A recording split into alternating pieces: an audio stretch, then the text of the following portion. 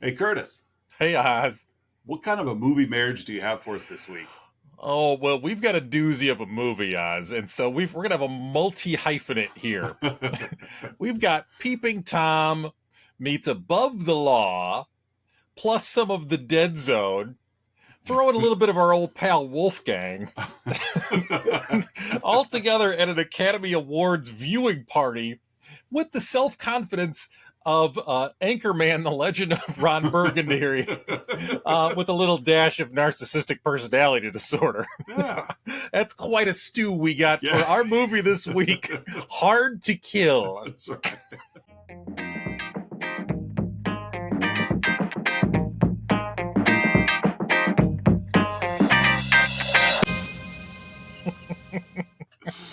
Oh, and that's our show, ladies and gentlemen. Yep. I'm gonna go take a nap after that. Wow, that is quite the movie marriage. That yeah, we're It's like the Elizabeth Taylor of movie marriage. It is, yeah. It's just one right after the other. Yeah, I had a hard time narrowing it down. So it's like this movie really is just vomit against a wall. Oh, so let's make the movie marriage that. Yeah, too. this is scattershot by all intents and purposes, for sure. Welcome back, listeners and viewers, to another week of Let's Talk About Flicks, the podcast where we take a monthly theme. This week being like your cookie cutter action films. Yes. You know, your by the numbers kind of predictable action films. By the numbers action. And it's your week, so you brought to us a Steven Seagal film. A hard to swallow movie. Hard to kill. Yeah. Very literal. Yes. Oh, extremely difficult to kill him. Yes. He is uneasy to kill, folks. Like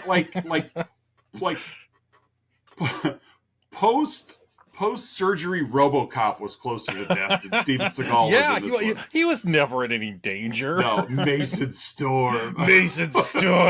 Something tells me he came up with that name. Well, yeah, I read it. I'm sure I shared that trivia with you that like this. I get the vibe that like the guy who gets the screenwriting credit for this film was really just the guy who probably took the like yellow legal pad script and actually typed it. But I don't think he probably wrote a whole lot of it. This was all Seagal. You could so tell this was all Steven Seagal in front of the camera, behind the camera. I like to envision the screenwriting room of this being like a Tiny E skit from SNL. Yeah. where you got Seagal as Tiny Elvis that just keeps throwing out ideas, and as he's got his yes man, they're like, that's right, Tiny E. That's right, Tiny S. Tiny double S. I think my name should be Mason Storm, and I just blow through everybody. Oh, that's a great idea, Steve. I'm sure the writing room also had whole watermelons that he would occasionally just punch in half. Go give me that 1x4. I need some punching. Go give me another dozen melons. Oh my, this movie. I had not seen it. This was the first time viewing for me, and I know we were I was almost live texting it a bit to you. Yeah, I was like, I am having so much fun. I know this movie is awful. It's trash, but it's fun trash. Do you vaguely remember that that Gwyneth Paltrow movie, Sliding Doors? The premise of it, yes. Premise was almost like, you know, what would happen if you didn't get on the train kind of thing. Like I get like this is the alternate universe version of Loaded Weapon 1. This is Loaded Weapon 1, but like we did it for real. Like yes, yeah. It's got no tongue in cheek, no satire. No, everything from Loaded Weapon 1 is in this movie, but done with legitimate purpose. This is our month. It's by the numbers action, thoughtless action movie. Yeah, and it's going to be fun because really whatever we talk about next week is going to basically be the same thing. I watched next. We'll get to this a little later on, but I watched next week's movie yesterday, and much better movie, but equal in the dumb fun as well. Yeah. for sure. Hey, who are we, Oz? We are. We not get to that yet. I'm one of your hosts, Oz. I'm the other host, Curtis. And before we continue, vomiting praise all over this garbage heap of a film, throwing up in the full garbage can and just watching it overflow. We do want to give a shout out to our Patreon subscribers, Don S, Aaron A, Mandy K, and Melissa L. Thank you for your patronage. Thank you, times for 'Tis the Season Patreon. Right. Here's our gift to you. 1990s Hard to Kill. As I jump over to Wikipedia to give the character summary, even just this early talk about this film, has me looking at the poster for Hard to Kill, and of course it's like 100% Steven Seagal with Kelly LeBrock trying to sneak into frame. That's really what the poster is. It's like, Kelly, get out of here, Kelly. Like she's. Yeah, I'm looking at it right now as well. Move your four fingers. I gotta get the gun in here, Kelly. Get out of here. Yeah, I read in the IMDb trivia that she references this film as hard to believe and hard to watch. So I had no problem watching it. I thought it was quite fun. Shouldn't have been, but it was. All right, so here's our cast. We have Lieutenant Steven Seagal himself as Detective Mason Storm. We've got Kelly LeBrock, his then wife, playing Andrea Stewart. She goes by Andy. And I am so glad that I knew that they were married in real life. And we'll get to this later on, but Steven Seagal's definition of intimacy is something else.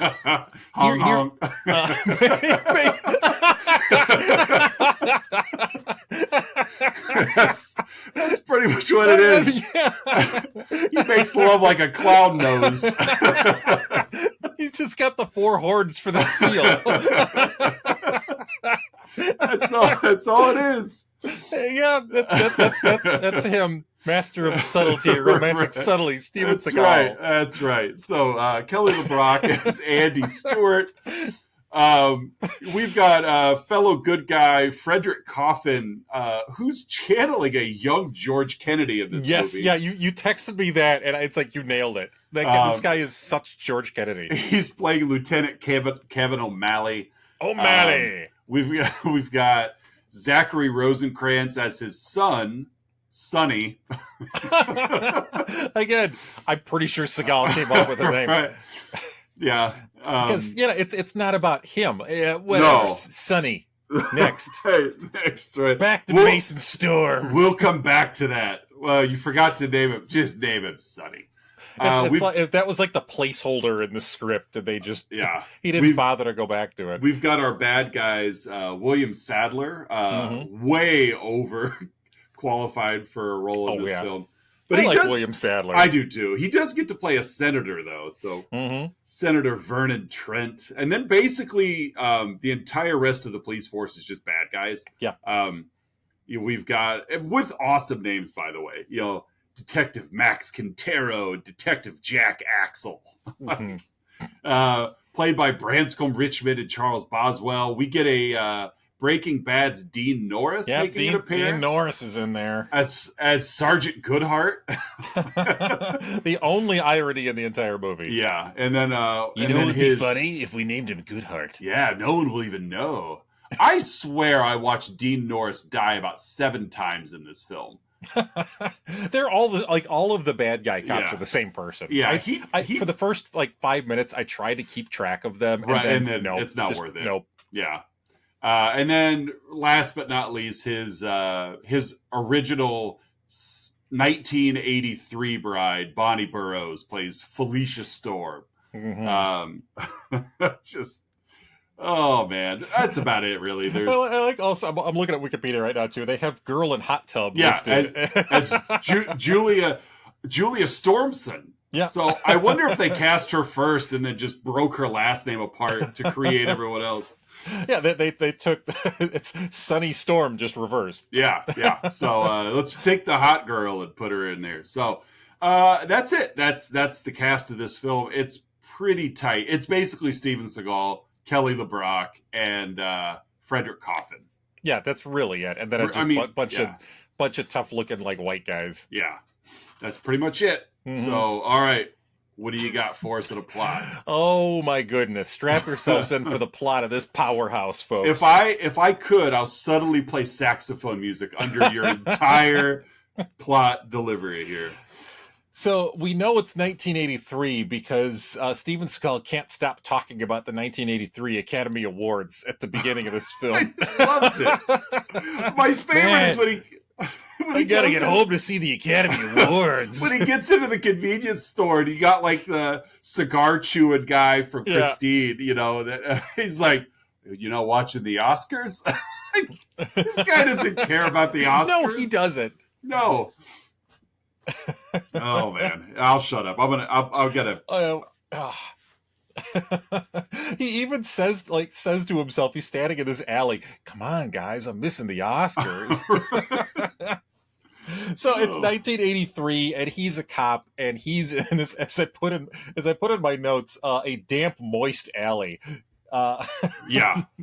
He follows them in. He's a cop. He's there to, try to get audio and video footage of this bad guy meeting. There's some guy from the mob there, and they're talking about blowing up a plane and putting out a hit on a congressman. And it turns out it's then Assemblyman Vernon Trent. So Storm gets the footage, and then of course he trips on something because that's what happens in these movies. Yep. And he chokes out a bad guy, speeds off, but he calls his partner back at the station. But again, the bad guys are listening in, so they know that he got this footage, and of course every cop on the staff except for two are in on it. They're in the pocket of this assemblyman. Yes, like local house, like state representative. Yeah, the guy you'd call to get your potholes filled has the entire police force in his back pocket. Like deputy public works. Exactly. I run the pickleball down at the rec center. Nobody else is going to hang these Christmas wreaths in the season. Somebody get the mob on the phone. Gotta get the cops in my back pocket. So he gets this footage, and then of course he stops by a liquor store to pick up some champagne and a stuffed monkey for his kid. A very stereotypical Latino gang comes in, holds up the place, immediately shoots the guy from Christine. Storm then takes out 3 of the 4, despite the fact that they all have guns, with his bare hands. It doesn't matter. And he taunts the last guy who has a knife, and Storm gets on his knees before he breaks the guy's ankle, and then it's a good cop there, folks. Yeah, he's a great cop. Yeah, he's a good cop because he can win. I took another note here. They're outside the liquor store. Another cop says to Mason, "Look like you won the Oscar tonight, Storm." I know, he's fixated on this. Big fan of Gandhi. Yeah. Trying to think what else was I don't know, was that the year of Amadeus? No, I actually looked it up. It was Missing and Sophie's Choice or something like that. Yeah, I think so. Like I said, I just looked it up. Academy Awards. I'd like to think that Mason Storm is a huge Meryl Streep fan. While you're looking that up, he gets in the car, drives home. Of course, and we get some Chuck Mangione, by the way, play it. Probably the most talent in the entire movie. I know. Listening to Chuck Mangione in the car. I laughed when I heard that. I'm like, oh my gosh, me really? Too. But no, 83 Oscars. Best Picture nominees were Gandhi, E.T., Missing, Tootsie, and The Verdict. Okay. And of course, Gandhi kind of swept it all. Meryl Streep did win for Sophie's Choice. Honestly, though, he was probably wanting to watch it to just see how Lou Gossett Jr. did for his Officer to Gentleman. I look at these movies and I'm like, I don't even know what he would have been so hyped up to go win. That would be that's our preemptive right there. Is what movie was he rooting for in the 1983? Exactly. Tootsie. I'm a big fan of Et. You mean E.T.? Yeah, like I said, Et. I just like extraterrestrials. I mean, I enjoy terrestrials, but they're extra. Anytime I can have extraterrestrial, I'm I can see him ordering that at like a hero place. I'll have some extraterrestrial. Yeah, please. At home, his wife greets him. He stashes the video camera in like a hole in the wall in the kitchen. Yep. Because, yeah, why not? Because we got to come back for it later. Puts the audio tape in his pocket, gives his 8-year-old son the stuffed monkey, and we see a softer side of Steven Seagal. But you know what, though? If people knew how sweet he was, no one would be afraid of him. That's what his wife told him. He and his wife start canoodling. We get the first awkward bottom grab, and then awkward breast grab. Like, yeah, he's it's just. He's just gross. And again, it's hard not to think of Steven Seagal. Like, this is clearly Steven Seagal. Yes. His interpretation. This isn't him trying to be in character as Mason Storm. I have a feeling that is Steven Seagal's definition of intimacy. Yes. Is just honk 'em. Like anything more than a handful's of waste in Steven Seagal's world. I'm glad they left out the auga sound effects. Well, she would have been the one doing it in this film. As soon as he came in and he took out his man bun or his baby ponytail. All right, actress Bonnie Burrows, I want you on the count of 3. Give me your best honk honk. Oh, so that happens, and then we get some sinister music as several men have entered their home. They go upstairs. Storm takes a couple of rounds, and then a guy with a shotgun kills his wife. We cut the Storm's partner also being killed, the guy that he talked on the phone with. So, like, you think he's going to be this important character, and then nope.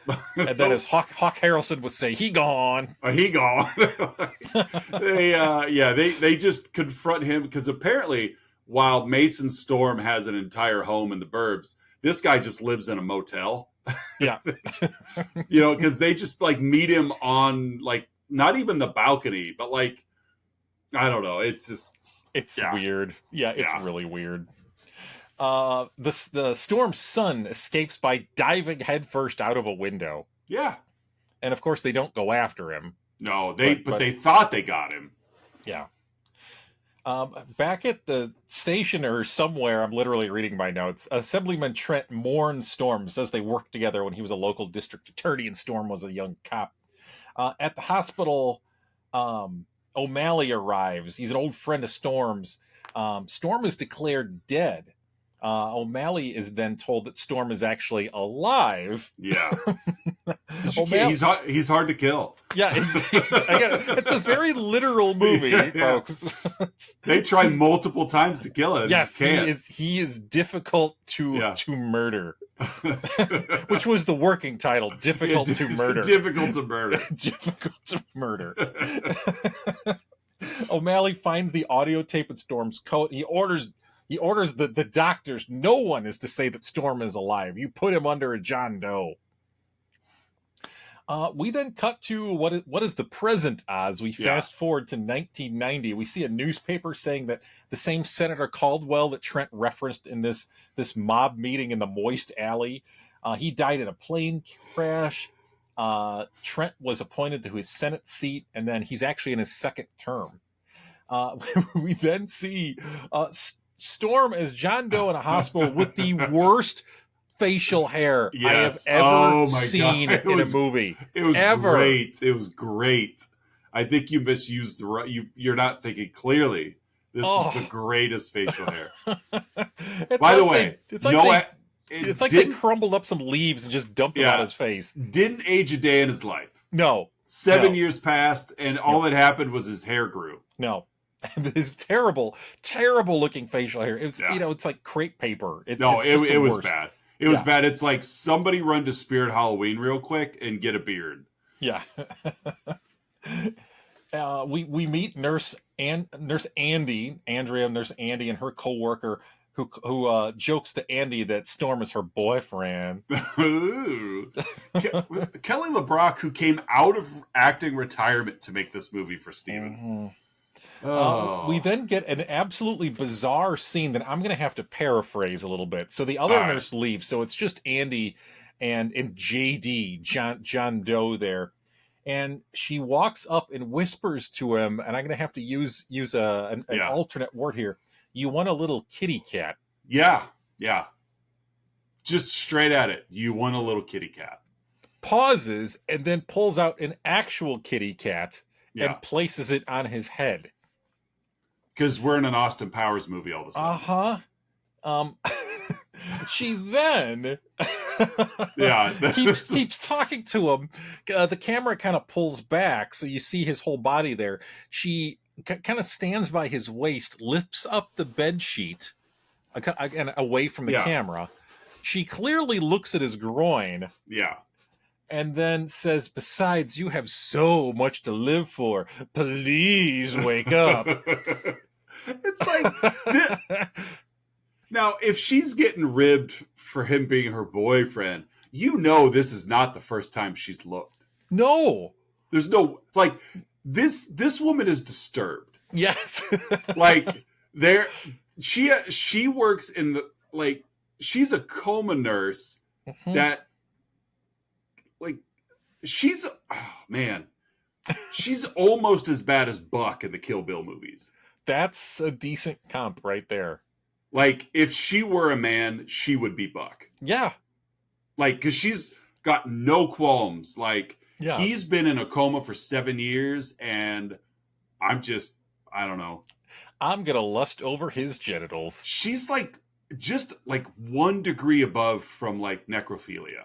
It's gross. It's really gross. And really inappropriate, unprofessional. And Steven Seagal wrote all this in. Yes, yeah. And this is where I could tell when I was watching it. Yeah, I had read the trivia in advance, and they mentioned that Seagal was an uncredited writer. And this is all Seagal. Because Steven Seagal is so narcissistic. Yeah, and you probably read it too, that he threw a big fit and threw the director, Bruce Malmuth, under the bus. And he was a terrible director to work for. And it really all boiled down to the director wouldn't let him in the editing room. Yeah. Basically, it was, I want my hand in every aspect of this film. And Warner Brothers wouldn't let him do it. I wonder why. Yeah. After she leaves and that moment of cinematic glory passes, his finger starts twitching, and then we see him flashing back to memories of his family as well as the break-in and his wife getting murdered. So that's what shakes him out of this coma, Oz. Yeah. He's still wearing his wedding ring, and I also made a note here. I've never seen such great waking from a coma acting here. Oh, he's good. He's real good. That's Robert Redford right there. So Andy sees this. She calls the police department, says she has to notify somebody named O'Malley that she has a coma patient who just woke up after 7 years. And of course, one of the dirty cops answers. Yeah, good heart. We don't know he's a dirty cop yet. Yeah. That actually threw me for a loop for a second, because I'm like, during this whole phone exchange, my first thought is, I'm like, she's being very candid with this news that she's not supposed to share. Yeah, but she's only supposed to talk with this guy. And it should have just been, I need to talk to O'Malley. Right. But she's like, I need to tell O'Malley that John Doe just woke up from a coma 7 years ago. Well, he came in with a bunch of shotgun wounds. Right. I think his name was Storm or something. Had an audio tape in his pocket. He has all the reasons to live. I could give a vivid description of his genitals if that helps. That's right. Even asleep, he's got BDE. Explains the facial hair. Right. You got to know to compensate for anything. He sees President George H.W. Bush. Andy tells him it's 1990. He tells Andy, we need to get out of here or we'll both be dead soon. Right. Because they haven't found him for 7 years. Right. And he assumes I'm awake now. Right. They know. Well, they do. A male physical therapist comes to kind of take him to do his job. Who reminded me a lot of Buck from Kill Bill, actually. Yes. And Storm just looks at him and he goes, "Get the F out of here." And the guy's all peppy, like, let's go work on your core strength. Right? Because 7 years and no atrophy at all, pretty much. None. So one of the dirty cops shows up dressed as a doctor. A desk worker just gives him a list of patients. Oh yeah, can I see your coma? Can I see your coma patients? Sure, doctor. There you go. Right. I happen to have it sitting right here on the desk. The security guard eventually kind of follows him, but of course, the dirty cop shoots him. Yeah. Storm then uses a mop to wheel himself around. He's very good. Yeah. Gets in an elevator. Andy discovers the dead bodies, then gets in the elevator with him. I love, despite the fact that Storm can't sit up, he knows the exact layout of the hospital that he's in. Yeah. like he's just reaching behind his head and finding the elevator. You don't want to think at all when you watch this movie. No, he was actually reaching for the nurse call button. But... it's true. There's a BM coming. That's why he was telling the physical therapist to get out of there. Yeah, it's gonna be a doozy. It's gonna be a majestic, huge. We get a first person gurney shot as Andy wheels him outside the hospital directly into her convertible. She basically just tips it up and he falls. Oh yeah, in. She's good. Mrs. Seagal is really good. I think she parked in that disabled spot right. Well, right there. She had a feeling. Senator Trent, giving an anti-gang violence rally, tells his underlings to get Storm. We cut back to Storm and Andy. There's peaceful music playing. They're at some remotely located home, which, of course, she's house sitting for some rich friend or something. For 6 months. Yeah. For a doctor. Her doctor friend is in China doing research. Yeah. So I'm house sitting for him. All right. A TV report says Storm is on the loose and he killed his wife in a murder-suicide. So they're twisting the story. Yeah. Let's see. Hold on. Yeah, go ahead. Storm is on the loose after killing his wife in a murder-suicide. So even then, he can't even kill himself. He's so hard to kill. He's hard to kill. In a murder-suicide, Storm is on the loose. He shouldn't be if it was the suicide involved here. It also reminds me of Loaded Weapon when it's after the opening scene with Whoopi Goldberg and Tim Curry. And of course she dies, and then Sam Jackson, they're at the crime scene the next day, and he pulls the sheet off. And she has a surprised look on her face. Because they said it was she committed suicide. She must have caught herself by surprise. Oh man, the parallels of these two movies are pretty crazy.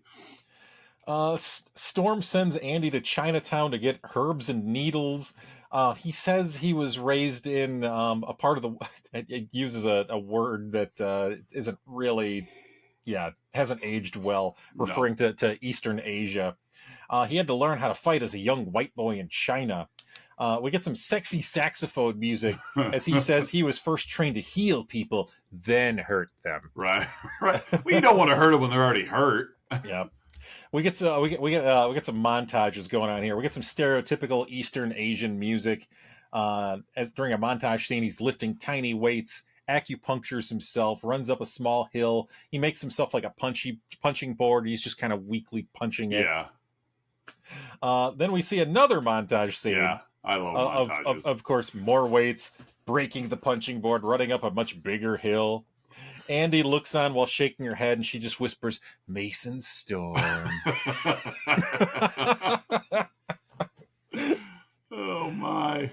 I also made a note here. After he runs up the big hill, he's sitting on top of it, and he's doing his his cross-legged. I love this thing. This political pose. Yeah, and we hear a bird screech. I love that. And he's staring off in the distance on the top of this this butte. It's nothing to be proud of. But it's just such a I was waiting for Mason Storm 1992 to fade in or something 2 years later. Right. He's so awesome. Later, he's training inside of one of those like droopy tank tops. Yeah. And a sexily clad Andy comes in and says, "I was just passing by and thought you might like a flower." She's the only other person there. You guys live together in this place. Oh, I just happened to be walking by. I didn't expect to see you in the kitchen. I did. You're in your dojo again. That we just set up inside this sitting house that I'm in. I just happen to have a flower. Well, he's like, that's okay. I only know one way to make love. Let me show you. Honk. We then get some sexy saxophone music as they awkwardly make out, and of course Seagal just grabs her bottom, making sure that the camera sees it all. I put in my notes, this scene is icky. Very icky. Yeah. How many waitresses in his career do you think that he has practiced on? Are you talking about Mason Storm or Steven Seagal? Aren't they the same person? Basically. Right. I have a feeling that every attractive woman that he encounters doing their job, he hits on. Yeah. And he feels entitled to it. Yeah. Like Steven Seagal. Like they should be honored. Yeah. Oh God.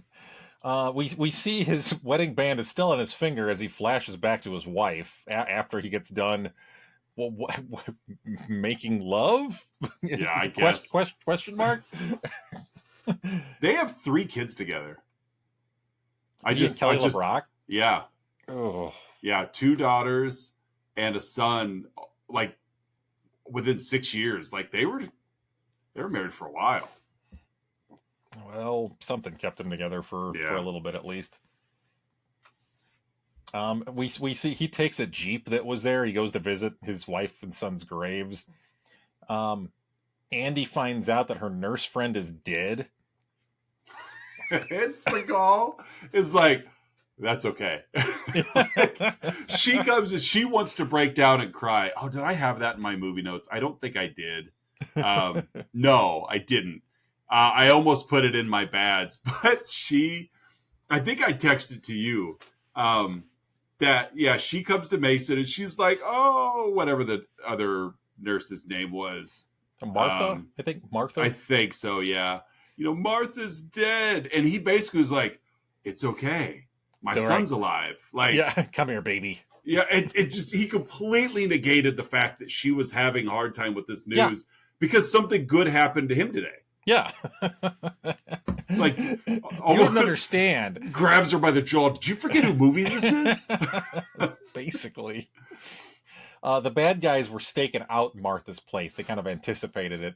Yeah. Storm arrives back home, and of course O'Malley is there. He tracked him down. How long do you think O'Malley was just hiding outside until Storm came in the bushes? Home? Yeah, just like I'd like to think at least 12 hours. Weeks. As soon as he heard that Storm was awake, he went and he's just got a bucket full of brought his own porta potty. Hope you don't mind. I borrowed your 5-gallon bucket. Storm. He's alive. He also says that Sonny is alive. Sonny made it back to O'Malley's house after he dove out of the window. O'Malley took him in, changed his identity. O'Malley gives Storm his gun back. Storm tells O'Malley, we're outgunned and undermanned, but we're going to win because of superior attitude and superior mind. It's all that matters. Mm-hmm, mind over matter. It's like that Key and Peele sketch where Peele's like a basketball player and it's like a post game locker room. He's like, kids, you could fly. You believe you can fly. You could actually fly. Right.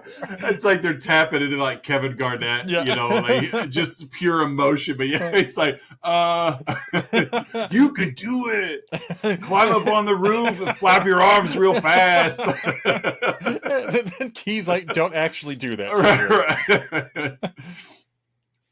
Storm recalls the voices on the audio tape and finally now 7 years later recognizes that it's Senator Trent. And here is where we get one of those lines that these movies have. Oh, I love them. And he mumbles to no one. Yeah. I'm going to take you to the bank, Senator Trent.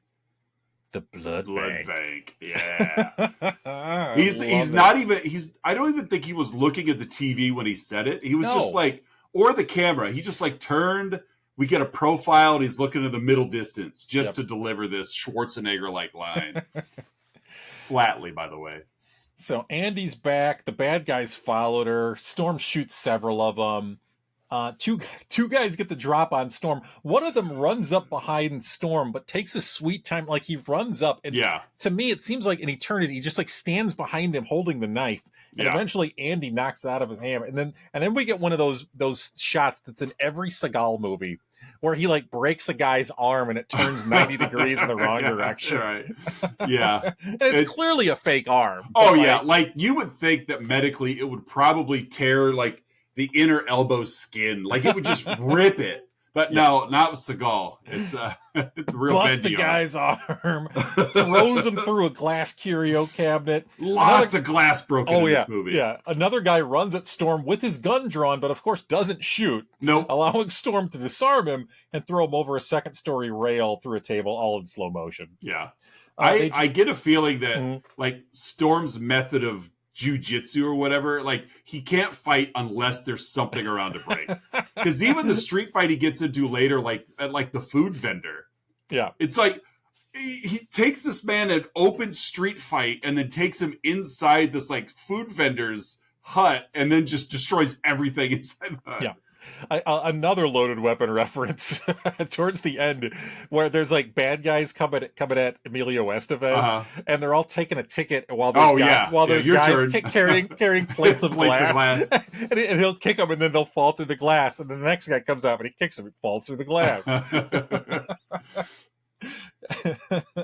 The two of them get in the Jeep as more guys come up and start shooting. I have a note here. Good thing that the fabric that the Jeep that's covering that Jeep is stopping all of those bulletproof bullets. I thought the same thing. I was like, wow, I need a Jeep. Storm runs over one guy. A guy just launches him like 15 feet in the air. Looks like a cheerleading stunt gone wrong. It looked like American Ninja is what it looked like. Yeah. After escaping into the city, I'll let you jump in for the scene. He has this bullet-ridden Jeep, and he pulls up. Oh my gosh! What a wasted scene!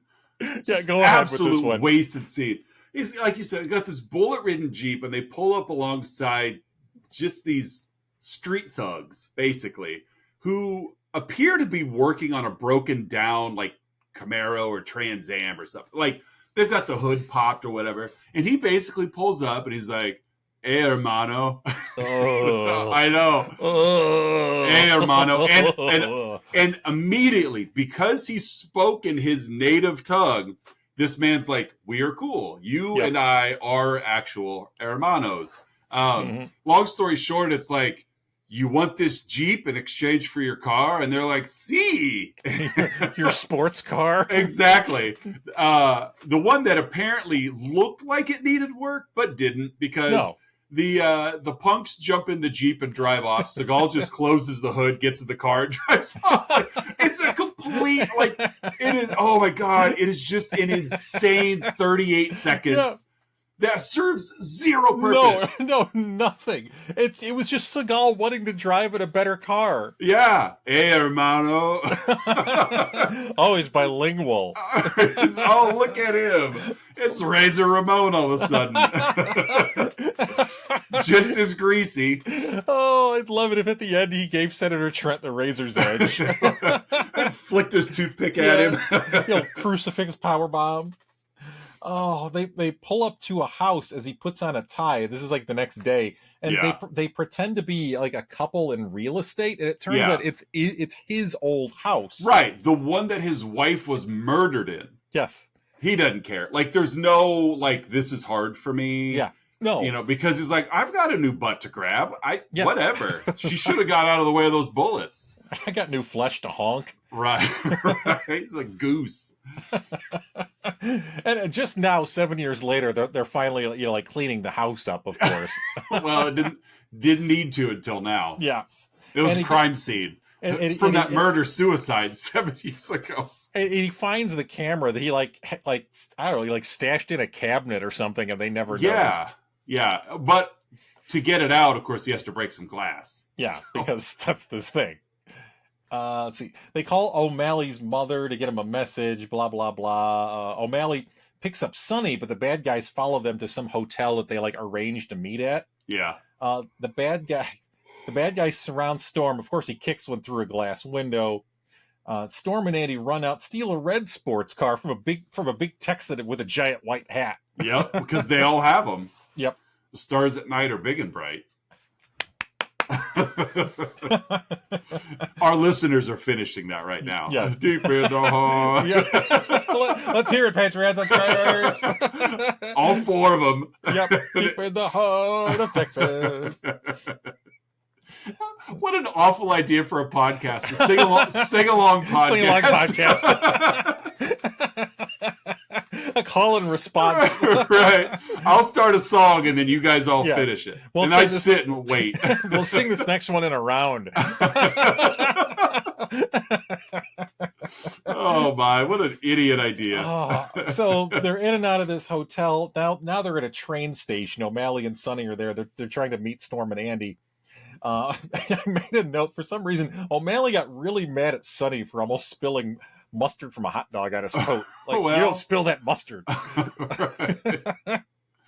They got to keep up the act. He's a cop dad. Yeah, he's more worried about spilling the mustard than actually dirtying the coat. Right. The bad guys show up. O'Malley gives Sonny the audio tape, tells Sonny to run as he takes a bullet but holds off the bad guys. So he's dead. Storm and Andy arrive as Sonny runs away. Storm, I put in quotation, runs after them. We get the Steven Seagal. Yes, the whipping, running. Like he's all shoulders and like wrists as he runs. I've never really seen him run before, but yeah, I actually rewound it to watch it again because everyone else is like running, and then there's Seagal that's like jumping rope with one hand. He runs like like in the old original animated How the Grinch Stole Christmas, like how the Who's walk. Yeah, he runs the way I would imagine that a Who from Whoville runs. Yeah, I could see that for sure. It's all like wrists and shoulders. Just we made you. That's where he got his acting ability from. He's like, I've seen Maximum Overdrive. I know how to act with my shoulders. Storm breaks the neck of some big bad guy. Storm passes Sonny off to Andy as he steals some random civilian's van and drives off. Yep. Cut to Senator Trent in a hot tub with a young naked girl, the aforementioned young was it girl in a tub actress. Yeah. Girl in hot tub. Yeah, says Storm might come after him. He then yells at the woman to get lost while we watch her unnecessarily get out of the hot tub while topless. Right. But even that, and I'll say that, and I'm kind of surprised because movies like this you think would have no problem being a little more gratuitous. But considering that there were only 3 women in this movie, including hot tub woman, even if you did see any nudity on her, it was almost accidental.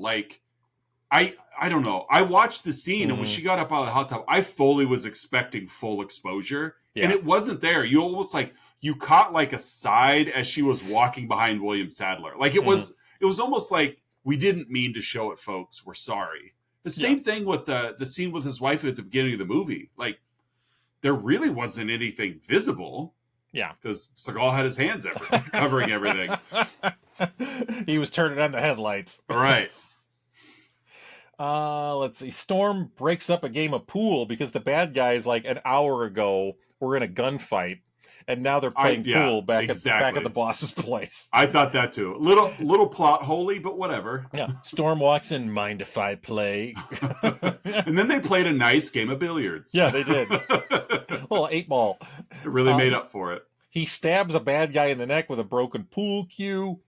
Another bad guy's lurking around, and Seagal writes in lipstick on a mirror, anticipation of death is worse than death itself. How long did it take you to write that, idiot? I know, right? Storm then goes after Trent. He's hiding in a closet with a shotgun. Storm gets the gun, shoves it in his mouth, and walks downstairs. Yeah.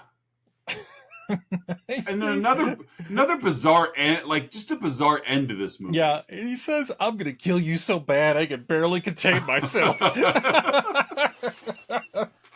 Storm tells Trent he's gonna take him in instead of killing him. He jokes that Trent will be sexually assaulted in prison. Ha ha. Ha ha. Then shoots between his legs, but intentionally misses. The real cops arrive, but they arrest Trent because they saw the film. Well, but they all come in, and they all got guns pulled and I mean aimed at Storm.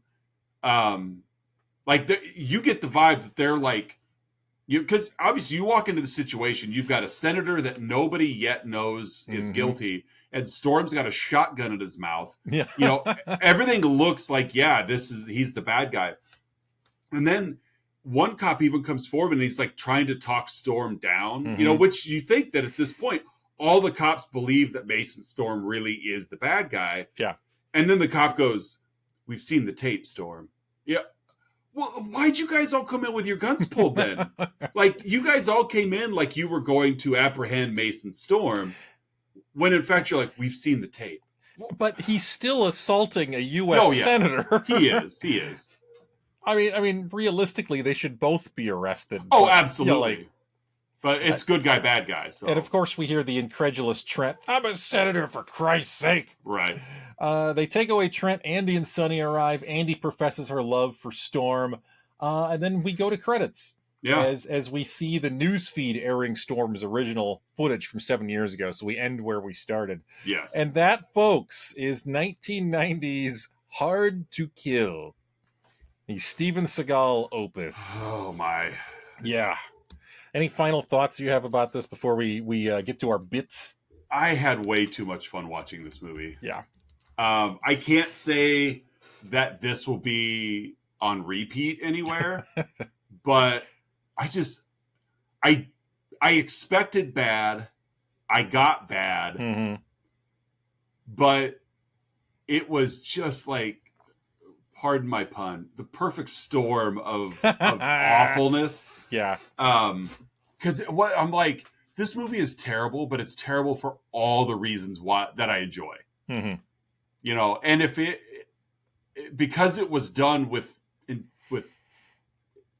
validity and fidelity, it made it even better. It's like, man, all of you got together and thought this is going to be a great film. Yeah, it leans into what it thinks it is. And for sure. All right, well, hey, at this point in the show, folks, Oz and I each give our own unique rating about the film in question, 1990's Hard to Kill, a.k.a. Difficult to Murder. Hey, Oz, how would you rate this flick? I'm going to give this 4 training montages. Nice. What do you give it? I'm going to go with 7 years in a coma. Okay. Yeah. All right, next up, we got Outside Insights. Oz and I have been scouring the interwebs, searching for unprofessional reviews that tickle our funny bones, and we hope they tickle yours as well. Oz, what is your Outside Insight? I've got 2 of them. And like I told you pre-show, they are literally back-to-back on Letterboxd. Written by 2 unrelated people 4 days apart. Both 5 stars. Of course. Okay. Just to show you the spectrum of perfection for this film. First guy, Tucka Bain, says, "This is probably my 3rd favorite Steven Seagal movie after Out for Justice and Nico. Marked for Death is brilliant too, but I think this film beats it just slightly. This is Seagal at his absolute best, in great shape and breaking bones left and right. It's a shame Seagal has become a joke in recent years. It's easy to forget just how good his early films was. Pretty much his entire Warner Brothers run is gold, but his first 5 films especially are action classics, and this film is top tier. 5 stars.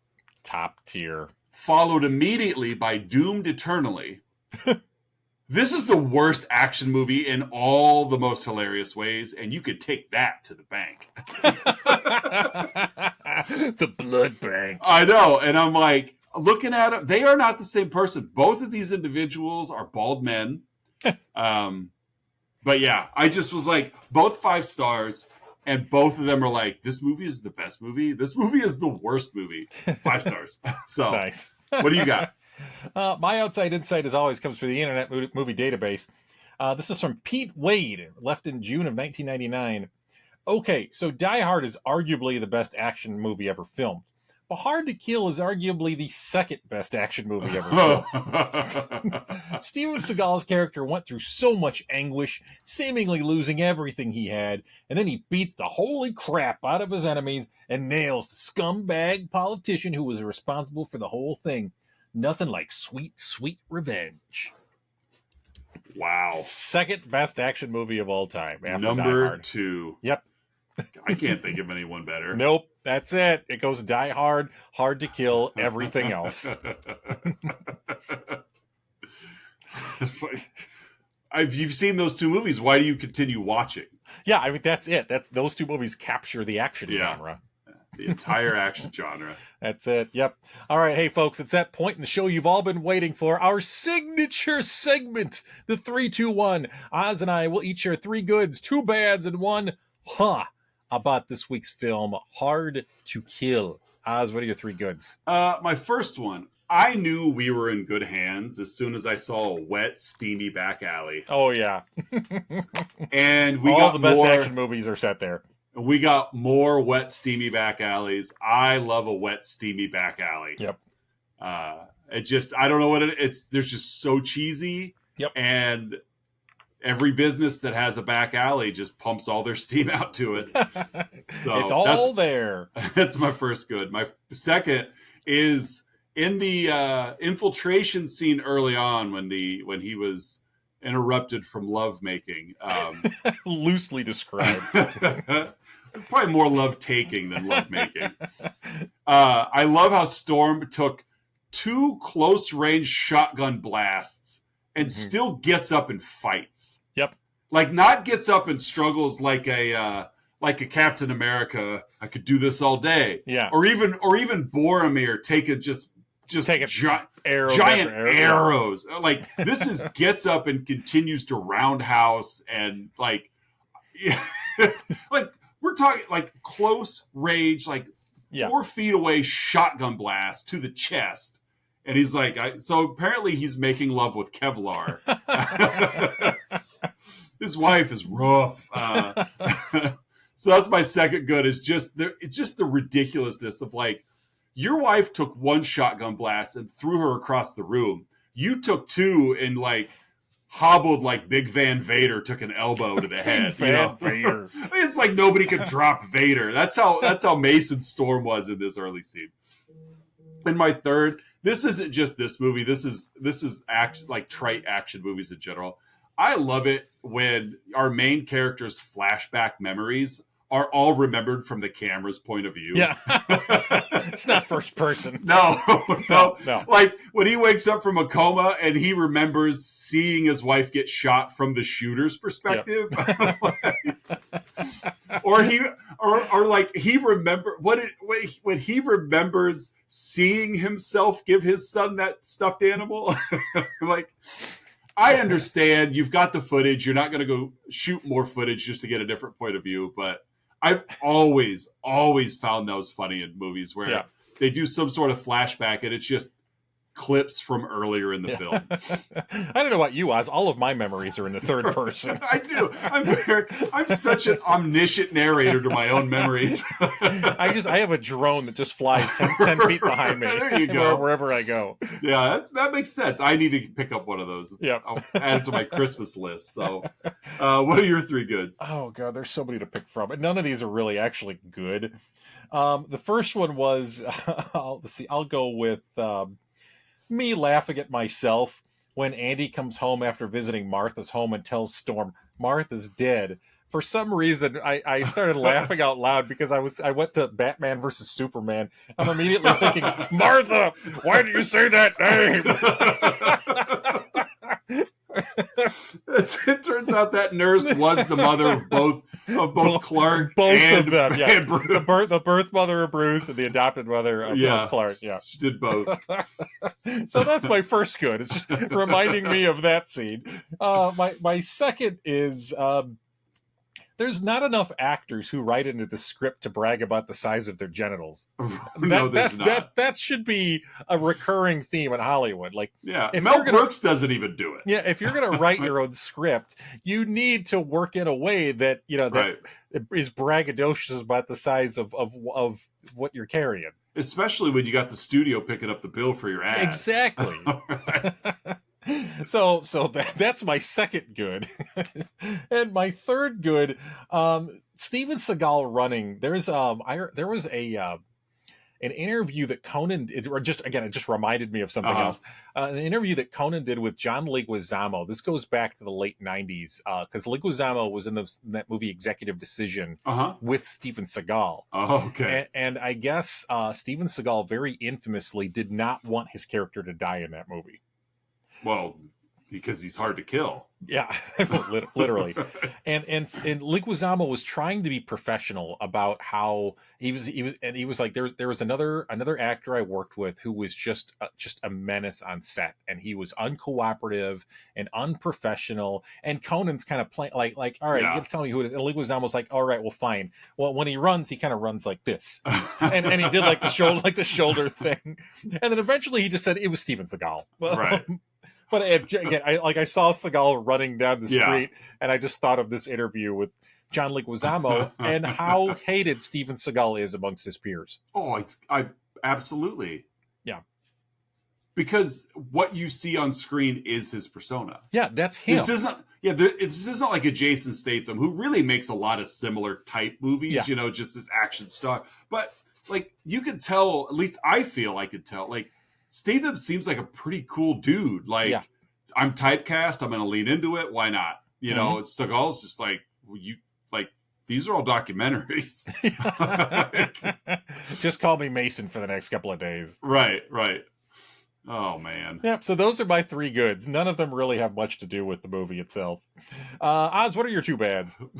Stupid script and stupid coma facial hair. Those are my two bads. That's it. That's it. Stupid script and stupid coma facial hair. Yeah. What do you got?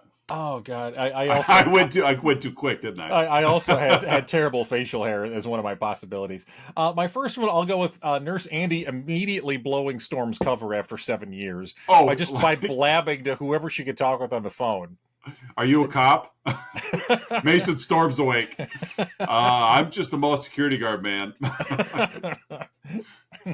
I'm just standing outside the Radio Shack. Right, it's my Halloween costume. My second bad will be No Mourning for O'Malley. This guy kept his son alive, raised him, took care of him, reunited him. Like, really, O'Malley was the unsung hero of this film. Yeah, he's the real hero. He kept this case open for 7 years, raised his kid, put him through private school. Yeah, to keep him safe. Yeah, and it's like, oh, hey, O'Malley.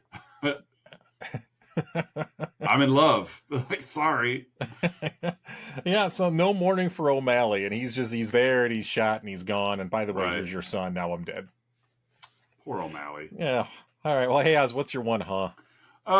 In the early romantic scene between Storm and his wife, Storm romantic, quote unquote. Storm, she's got on this little negligee, and he pulls off the straps, revealing her breasts, and then begins to fondle them very aggressively. Yep. But making sure they're never shown. So I guess my is, why is Steven Seagal such a creep?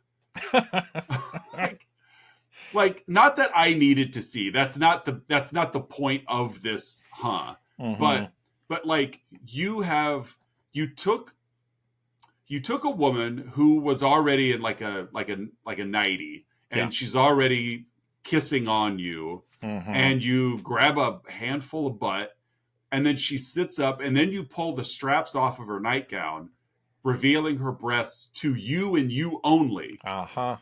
And then you grab a big old handful and continue honking away. Honking away was also an alternate title for this movie. difficult to murder and Oh, honking away. They were the pseudo titles that kept it under wraps. That's That's what they shipped the film in. Is that honking away? Is that the sequel to Fly Away Home? That Goose movie? Yeah, honking away, but it's not about yeast. And so, but it's like they go through this whole scene, and it's just so gratuitous for him and him alone. Yeah, it's just an opportunity for him to grab some boob. That's all it is. In a movie starring his wife. Yes, and she's probably off camera, like either biting her nails or cheering him on, or maybe a little bit of both. And he's just like, "Hey, it's in the script. You wrote the script. Hey." And what else am I going to do? But it's just like, we understand what we're watching. And the fact that it's like, you displayed this woman's, nudity for your own benefit. Yep. And granted, I know horror directors do crap like that all the time, but we don't see the director on screen grabbing boob. The director / screenwriter. Right. We at least see like Crispin Glover try to or something. But no, this is just straight, let's write, it's like Adam Sandler does similar stuff to that, with writing in all these beautiful women. But I don't ever feel like he's on screen abusing what he's, what he's done. At least not literally abusing. Right. Like what we're watching is, it's like, they're a husband and wife, and it's like, they always seem to get interrupted. Like, I don't think I've ever seen an Adam Sandler like fully romantic sex scene. You know what I mean? Yeah. But Seagal's like, "Hey, we're 3 minutes in. I need my hands. These hands are empty." Either I'm punching pieces of ice or grabbing boob. I'm either going to grab boob or break some glass. What are the two? Yeah. So that's my It's just, why is he so? It's just so gross. He is. He's just a disgusting person. What's your I got a couple runners up before I get to my real First runner up. Why is Storm so into the Academy Awards? I don't know. He's in some kind of Oscar pool or something, maybe. Big Ben Kingsley fan. Another alternate. Why did he when he was in the liquor store in the beginning? Why did he wait for the owner to get shot before he took action? I agree. I thought that too. Like, he saw it all unfolding. Yeah.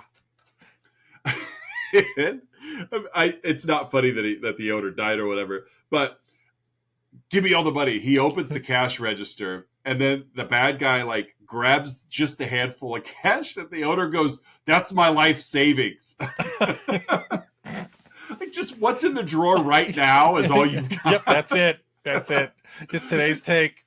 $46.82. It's my life savings. And all the skull that's behind me. Right.